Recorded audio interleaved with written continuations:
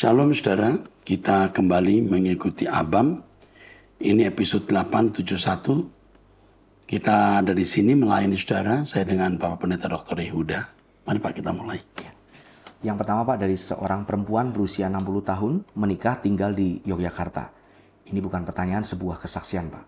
Saya tidak mengajukan pertanyaan, tapi saya mau bercerita. Setelah mengikuti doa pagi, mendengarkan khotbah-khotbah dan sebagainya, sekarang apa yang saya kerjakan selalu berhasil. Walau boleh dikatakan sangat terlambat karena usia saya, tapi saya sangat bersyukur. Puji Tuhan dengan perubahan ini. Dulu kehidupan saya kacau karena keinginan dan rencana saya jika ingin diwujudkan selalu gagal dan amburadul. Bahkan modal selalu habis, tidak tuntas dalam mengerjakan sesuatu. Terima kasih Pak Erastus, Tuhan Yesus memakai Pak Erastus dan tim untuk menolong saya. Amin. Tuhan Yesus memberkati. Jadi memang ada yang Tuhan beri kemurahan, kemudahan setelah ia diubahkan Tuhan. Tapi ada yang setelah ikut doa pagi malah berantakan ekonominya. Karena setelah ikut doa pagi Tuhan mau menggarap karakternya. Kalau masih begini, dengan kondisi ekonomi begini, dia tambah sombong atau bisa kawin lagi dan lain-lain. Tuhan hancurkan. Tapi si penanya ini dipandang Tuhan bisa dipercayai. Jadi kalau saya tanya apakah Anda percaya Tuhan, Anda jawab iya. Itu pertanyaan untuk orang Kristen yang baru. Kristen yang dewasa, apa kamu bisa dipercayai Tuhan? Ikut doa pagi, mendengarkan Truth ID, pasti membuat Anda berubah. Dan kalau Anda berubah, pasti Tuhan akan berkati, agar Anda bisa mengawal pekerjaan Tuhan. Kalau kita miskin, sakit-sakitan, kita tidak bisa mengawal pekerjaan Tuhan. Saya ingatkan bagi yang diberkati Tuhan, lihatlah orang lain yang butuh pertolongan kita. Selamat Bu, Tuhan berkati. Ibu-ibu ya. Ibu-ibu. Oke, teruskan. Pertanyaan dari seorang pria berusia 24 tahun belum menikah tinggal di Jakarta. Terima kasih banyak Bapak sudah membantu saya memiliki pemikiran yang logis dan kritis dalam memandang suatu masalah yang ada. Yang saya mau tanya, karena 2 tahun ini pikiran saya terganggu dengan hal ini. Apakah saya masih didengar sama Tuhan ketika saya sedang kesusahan? Dan apakah saya pantas meminta tolong sama Tuhan kalau sedang kesulitan? Karena saya bukan Kristen yang taat, ya mungkin bisa dibilang hanya Kristen KTP. Kristen status tanpa pertobatan. Tanpa pertobatan, ya. Maka dari itu ketika ada masalah datang, saya malu untuk meminta tolong ke Tuhan. Karena saya merasa pas susah saja cari Tuhan. Jujur itu membuat 2 tahun menjadi bingung. Semoga bisa dijawab. Terima kasih Bapak. Anda bukan orang yang Kristen abal-abal juga.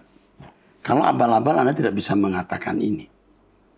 Anda tadi berkata Kristen KTP dulu. Tapi sekarang Anda sedang berproses untuk lebih baik. Saya mau beritahu bahwa doa itu dialog. Apa yang patut kita bicarakan, kita perlu minta tidak, dan lain-lain. Itu dialog. Jangan diformatkan. Saran saya ikut doa pagi bersama saya jam 5 pagi. Setiap jam 5 pagi. Nanti Anda akan bisa melihat kemuliaan Tuhan dinyatakan. Ya, dan Anda belajar berdialog dengan Tuhan. Amin. Teruskan Pak. Ada 3 pertanyaan dari seorang pria yang tinggal di Arab Saudi Pak. Usianya 48 tahun sudah menikah. Saya memiliki nazar untuk memberikan 1/10 dari penghasilan yang saya dapat. Nazar ini saya lakukan pada bulan November 2023. Kemarin saya melakukan peminjaman uang lebih dari 1 miliar untuk pembangunan rumah. Pertanyaannya adalah, 1. Apakah persepuluhan tersebut semua harus diberikan ke gereja? Apakah persepuluhan tersebut bisa saya bagi ke gereja, orang tua, atau mertua? Lalu yang ketiga, apakah saya berdosa melunasi hutang-hutang tersebut? Lalu setelah lunas saya kembali menjalankan nazar saya. Mohon dibantu ya Pak Erastus dan Tuhan Yesus memberkati. Pada waktu Anda meminjam uang 1 miliar membangun rumah, itu kalau Anda tidak tanya Tuhan, itu akibatnya nanti ribet. Iya. Ya, tapi sudah terlanjur kan? Ya. Sekarang you minta petunjuk Tuhan. Hidup kita ini pekerjaan Tuhan, bukan hanya uang kita, hidup kita. Orang tua kita juga pekerjaan Tuhan. Pasangan hidup kita juga pekerjaan Tuhan, tapi semua harus diletakkan pada proporsinya. Jika kita egois, kita pasti menuai hal yang buruk. Jadi apa yang harus Anda lakukan sekarang? Coba Anda belajar doa pagi bersama saya, mendengarkan khotbah, lalu minta petunjuk Tuhan.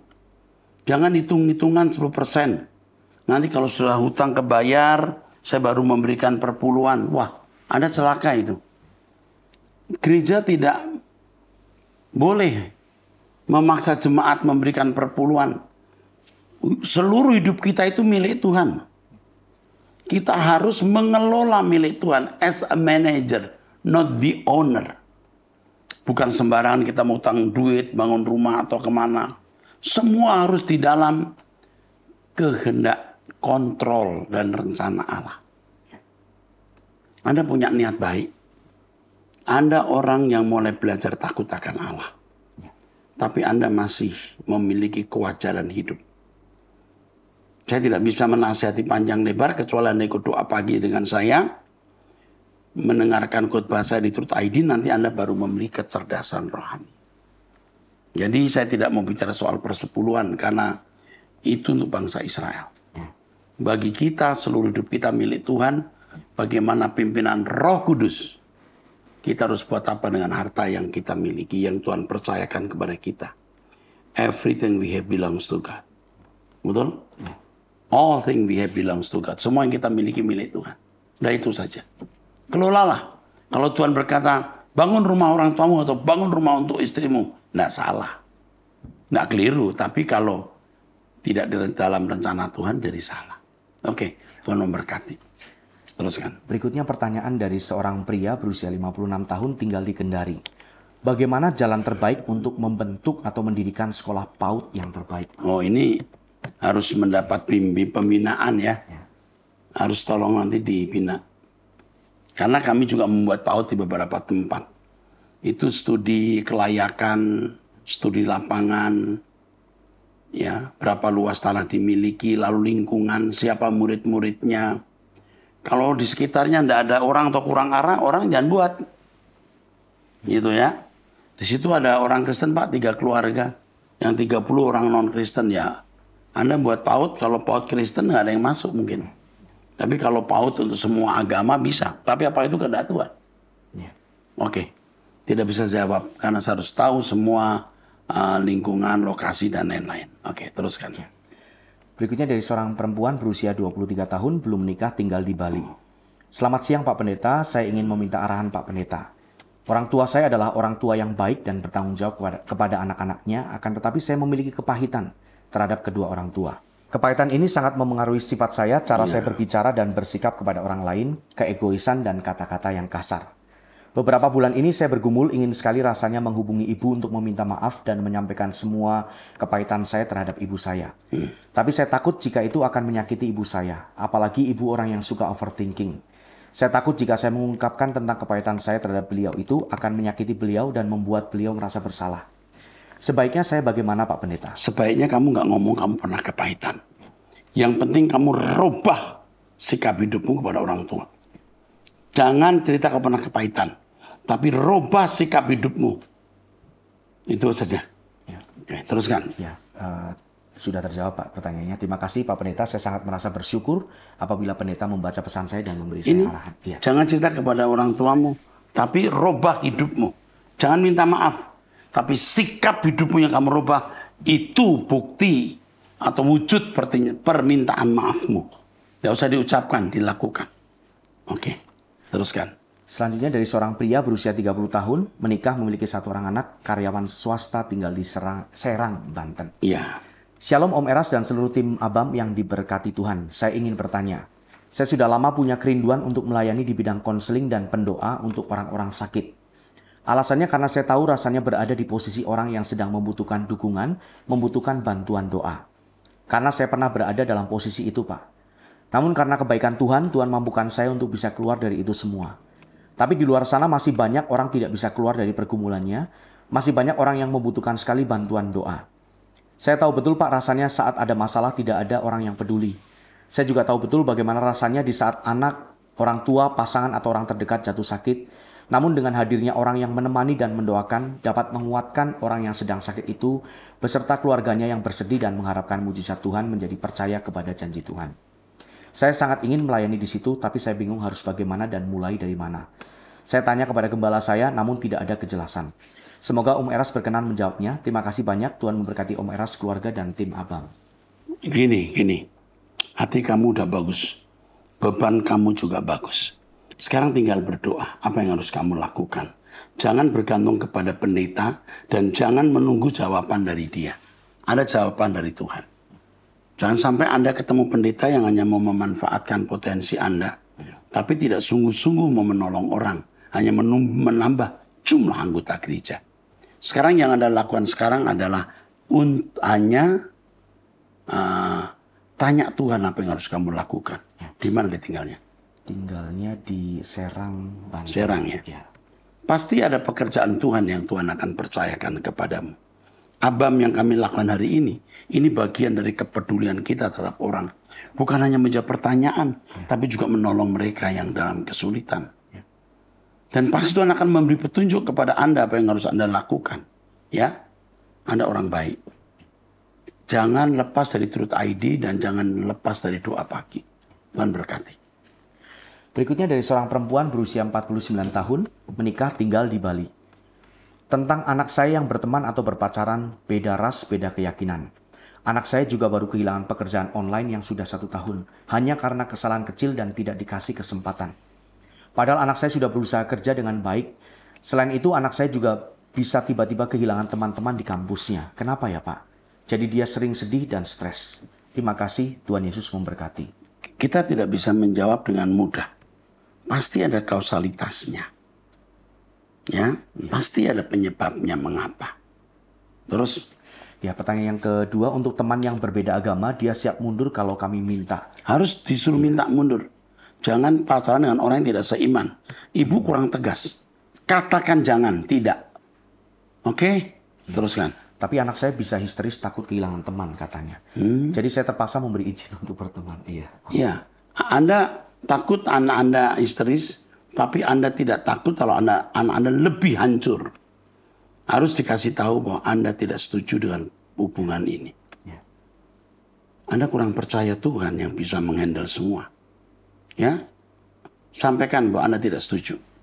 Kalau sampai Anda abu-abu, suatu hari anak ini nikah dan menderita, dia akan berkata, kenapa mama tidak tegas terhadap saya waktu itu. Terus, laki-laki itu bilang katanya dia tidak serius kalau berbeda agama. Tetapi anak saya belum bisa mengerti. Padahal anak saya rajin ke gereja. Anakmu ini juga tidak dewasa, egois, rentan, fragile sekali. Apa yang terjadi atas anakmu sebenarnya? Mungkin dulu overproteksi. Ya, tapi teruskan. Anak laki-laki itu baik Pak, banyak support anak saya. Tapi tetap saya bilang ke anak saya untuk tidak serius dengan laki-laki itu. Anak saya bilang kalau saya yang terlalu jauh ngebahasnya. Mohon pencerahannya Pak, saya sampai doakan dan puasa. One day mereka bisa berpisah secara baik-baik tanpa membuat anak saya sedih. Ya ini soal untuk ibu. Ibu sendiri juga sebenarnya kurang militan selama ini. Sekarang ibu harus militan untuk Tuhan. Kesucian hidup, fokus langit baru, bumi baru. Perbanyak jam doa pribadi, doa pagi dengarkan firman. Lihat, menunggu perubahan yang Tuhan adakan. Ini tidak bisa saya buat sistem harus begini, harus begitu. Tidak mudah. Karena anak ibu itu seseorang yang punya mental illness. Mental illness. Anak ibu itu sakit. Cara menanganinya harus bijaksana. Dan Roh Kudus akan menolong ibu. Tapi yang satu, jangan lupa. Tunjukkan ketidaksediaan ibu memiliki menantu orang yang tidak seiman. Atau tunjukkan ketidaksediaan ibu untuk menerima pria itu menjadi pacarnya. Minta pimpinan Roh Kudus. Karena ini pelik. Dan Tuhan akan memberikan hikmat. Amin. Dari seorang janda berusia 54 tahun. Shalom Pak Eras dan tim Abam. Saya mempunyai 2 orang anak usia 31 dan 30 tahun dan sudah bekerja. Saya cerai hidup dengan suami sudah 22 tahun karena suami menikah lagi. Ini yang kelima kali suami suka berzina dengan wanita lain. Yang kelima kalinya saya tidak bisa terima lagi dan memutuskan untuk berpisah. Tapi secara hukum saya belum bercerai dan saya masih punya surat nikah. Yang kelima kali ini secara diam-diam suami saya sudah memiliki anak dengan wanita ini. Karena saya pisah dengan suami, saya pulang ke rumah keluarga saya dan membawa kedua anak saya. Waktu itu saya belum benar-benar hidup di dalam Tuhan, saya dari agama lain. Yang saya mau tanyakan Pak, sebelum dan sesudah saya pisah dengan suami, saya banyak membantu keponakan saya atau anak dari kakak saya. Anak kakak pertama saya ada 3 orang, yang satu usia 32 tahun, dan yang kedua berusia 30 tahun karena kembar. Oh iya, jadi 2 dan 3-nya kembar. Sampai anak ini kuliah dan sudah bekerja, yang bantu anak kakak saya ini ada 3 orang, yaitu 2 orang kakak saya dan yang lain, 2 orang kakak saya yang lain dan saya sendiri. Bapak ketiga anak ini sudah meninggal tahun 2006. Waktu anak ini baru lulus SMP dan SD, sebelum bapaknya meninggal, saya juga bantu mereka secara keuangan karena ekonomi mereka minim. Untuk biaya rumah tangga saja bisa dikatakan tidak cukup. Sekarang anak kembar ini sudah bekerja, katakanlah dengan gaji lumayan besar. Tapi kalau anak yang pertamanya sudah tidak bekerja. Keseharian dari kakak saya dan anaknya yang pertama pun sekarang masih saya bantu seperti untuk membeli makanan sehari-harinya.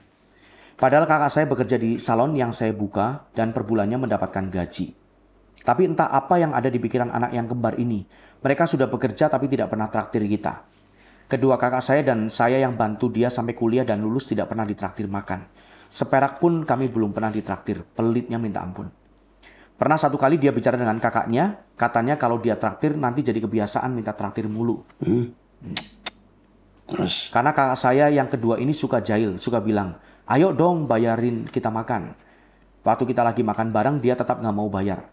Pernah satu kali dia bayarin tapi itu pas yang makan dia, mamanya dan 1 orang lagi. Dengan garangnya mungkin ya. Dia bayar sambil bersungut-sungut dan langsung masuk ke dalam mobil. Dia bilang siapa lagi kalau bukan aku yang bayar. Disuruh bayar seperti terpaksa. Kakak saya tidak pernah kasih masukan ke anak-anaknya kalau mereka dibantu sampai lulus kuliah. Menurut Pak Eras bagaimana menyikapi anak seperti itu? Makasih Pak Eras, Tuhan memberkati pelayan Pak Eras dan keluarga serta tim. God bless you. Mungkin ini pertanyaan unik kali ya Pak, tapi saya sudah sering kasih tahu ketiga anaknya. Bukan kita ungkit-ungkit, cuman kasih tahu kalau kami yang membiayai hidup mereka. Ibu-ibu ini suka nolong orang. Tapi tidak mendukung secara rohani. Anda bisa bantu keuangan, tapi Anda tidak membimbing secara rohani, karena ibu sendiri juga kurang rohani. Orang baik, tapi tidak rohani sekali. Dan itu tidak mempengaruhi orang. Dan begini hasilnya. Sudah disekolahkan, sudah bekerja, gaji besar, pelitnya minta ampun. Jadi ya sudah, tidak usah menoleh ke belakang.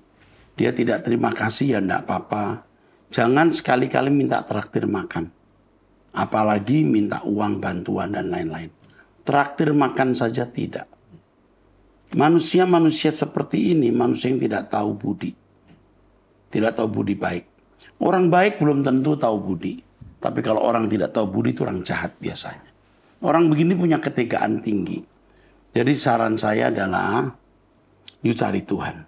Soal suami lupakan. Suamimu juga sakit. Sakit jiwa karena kodrat dosanya mungkin tidak akan pernah bisa dilepaskan sampai dia mati. Ya, tapi yang penting kamu dan kedua anakmu ya ke langit baru bumi baru. Tetap datang ke GSKI Gajah Mada. Kamu tetap ikut saya doa pagi dan mendengarkan firman. Kamu sudah berbuat apa yang baik untuk orang, keluargamu itu, ponakanmu, Tuhan yang membalas. Jangan bangkit-bangkitkan. Lalu yang terakhir, kamu masih membantu kakak kamu. Saya khawatir kamu ini merusak orang. Itu namanya sosial racun. Kebaikanmu yang merusak orang. Mestinya kamu tidak bantu mereka kalau mereka udah bisa mandiri. Uang yang kau pakai untuk bantu mereka, kamu tabung. Kecuali mereka tidak bisa makan. Kalau masih bisa makan, mereka harus bisa mandiri. Jangan membuat orang jadi lumpuh. Karena kamu terlalu baik. Mungkin juga dalam hati kecilmu, kamu senang dipuji. Dianggap sebagai orang yang bertanggung jawab, sayang keluarga. Tidak perlu pujian itu. Tuhan berkati. Terus. Berikutnya dari seorang janda berusia 48 tahun tinggal di Kediri. Dengan status janda yang saat ini saya miliki, sebenarnya saya tidak ingin berumah tangga lagi. Tapi karena kondisi anak-anak saya butuh biaya untuk sekolah dan kebutuhan setiap harinya, saya yang hanya mengandalkan gaji sebagai guru les sebesar sekian setiap bulannya, yang saya tanyakan diperbolehkankah bila mana saya menikah lagi menurut Alkitab? Enggak, anaknya berapa tidak ada. Gaji dia 425.000 per bulan. Nggak cukup sih. Tapi jangan karena ini alasan pembenaran untuk nikah. Jadi gelap mata, akhirnya dapat suami sembarangan, akhirnya lebih sulit. Kamu kawin jangan pikir lebih enak loh. Mungkin lakimu lebih susah dari kamu, akhirnya ngerogoti kamu. Kamu tambah susah. Jangan mikir kawin lah. Jangan mikir kawin lah. Kau mikir bagaimana menambah income dulu. Soal nanti menikah lagi biar Tuhan beri petunjuk. Kalau saya dari cara kamu membaca, dari cara kamu nulis, menurut saya bukan hanya dorongan kebutuhan ekonomi, tapi dorongan yang lain kamu mau menikah. Kamu kesepian, kamu mengharapkan ada rumah tangga yang indah, ada papa, ada ibu, ada anak-anak. Jangan mimpi itu. Dunia kita sulit mendapatkan seperti itu. Oke, terus. Ya. Penanya tadi berstatus janda karena cerai hidup, Pak. Iya. Jadi bolehkah menikah lagi? Tadi sudah terjawab. Saya jawab jangan deh. Terus? Mohon jawabannya agar tidak salah langkah. Bapak tolong saya ingin kedua anak saya sukses ke depannya. Saya yakin masa depan mereka... Suksesnya bukan karena kamu kawin lagi, Bu. Ngerti nggak, Mbak? Bukan karena kamu kawin lagi, Mbak, baru kamu akan bisa membesarkan anak-anakmu. Banyak orang lebih susah bisa membesarkan anak-anaknya. Ya, oke, itu saja. Anaknya laki atau perempuan, nggak tahu ya? Nggak tahu, Pak. Anak-anak lebih dari satu yang pasti. Lebih dari satu, bisa dua, bisa tiga ya. Oke. Oke. Siapa tahu anaknya tergerak jadi pendeta atau guru agama atau guru PAUD. Kita bisa membantu di sini. Ya, kami nggak usah. Kita bisa kasih beasiswa yang benar-benar susah seperti ini. Oke, teruskan. Berikutnya dari seorang perempuan berusia 49 tahun menikah tinggal di Tangerang. Shalom Pak Eras yang sangat saya kasih dan hormati. Sudah lebih dari 5 tahun ini saya mensupport seorang anak 24 tahun seusia anak saya. Sehingga saya anggap seperti anak saya sendiri. Ini supportnya khususnya secara finansial. Awalnya tergerak oleh belas kasihan karena anak ini berasal dari keluarga yang tidak berfungsi sebagaimana mestinya. Saya terbeban memberkati anak ini untuk bisa saya tularkan ajaran Pak Eras demi keselamatan jiwanya, supaya bisa diajak sama-sama ke LB3. Saat pertama kali bertemu, saya melihat anak ini anak yang baik, namun seiring berjalannya waktu terlihat wajah aslinya. Kami merasa kasih sayang kami bertepuk sebelah tangan.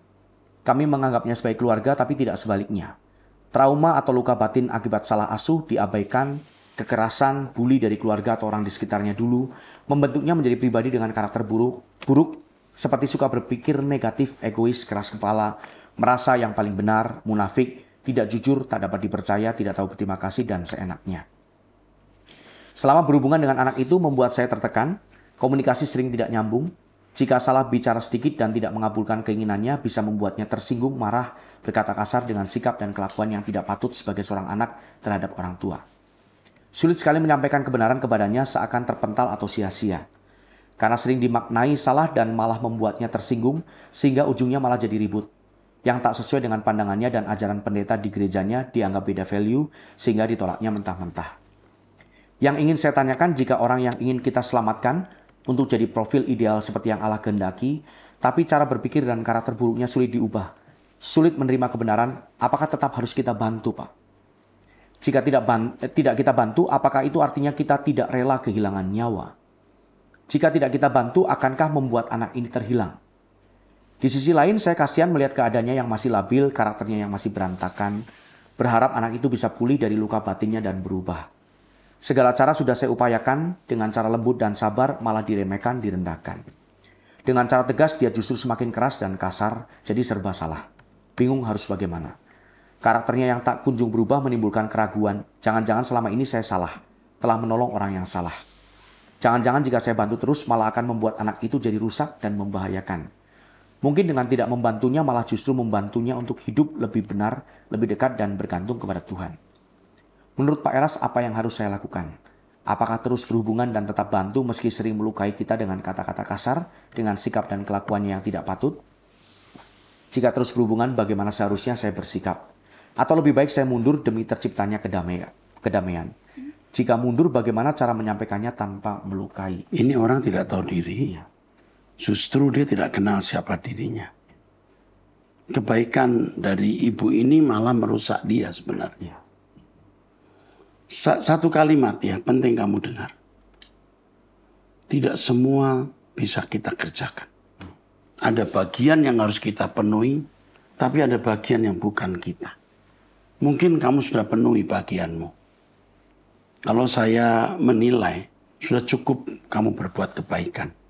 Nanti kamu akan diberi hikmat Tuhan untuk mulai mengatakan, sudah cukup bantuan saya kepadamu. Kamu jangan pikir kalau kau bantu terus dia akan tetap baik. Belum tentu. Tapi dengan kamu tidak bantu, jangan kau pikir dia pasti hancur. Belum tentu juga. Tapi yang di atas semuanya kamu minta petunjuk Tuhan. Apa yang harus kamu lakukan. Tapi ingat, jangan menjadi pahlawan yang Tuhan tidak kehendaki kita berkorban di situ. Dan jangan melampaui bagian kita. Ada bagian kita untuk orang lain. Yang bisa kita selamatkan, yang bisa kita perhatikan, yang tahu diri, dan yang membuat dia selamat. Oke? Jawaban saya ini nanti dicerna sendiri dan minta petunjuk Tuhan. Oke, cukup. Berikutnya dari seorang janda berusia 66 tahun tinggal di Tangerang. Pak Erastus dan tim, saya suka dalam ibadah minum, kadang makan permen sedikit. Saya ada diabetes, jantung dan otot jantung bermasalah. Suka gemetaran, kadang jantung berdebar-debar. Dokter bilang kemungkinan gula ngedrop, jadi saya gemetaran. Saya duduk selalu di belakang sekali, apa boleh Pak? Nggak masalah. Apapun yang kau lakukan untuk kemuliaan Tuhan, itu nggak masalah.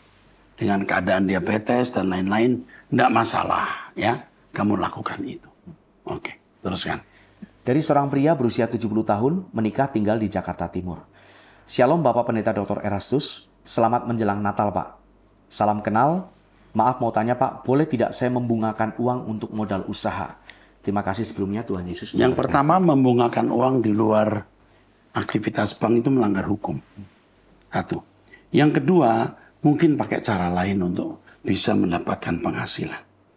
Membungakan uang salah-salah orang tidak mau mengembalikan, kamu paksa dia mengembalikan, dilapor polisi malah repot. Sebaiknya tidak dengan cara ini, Pak.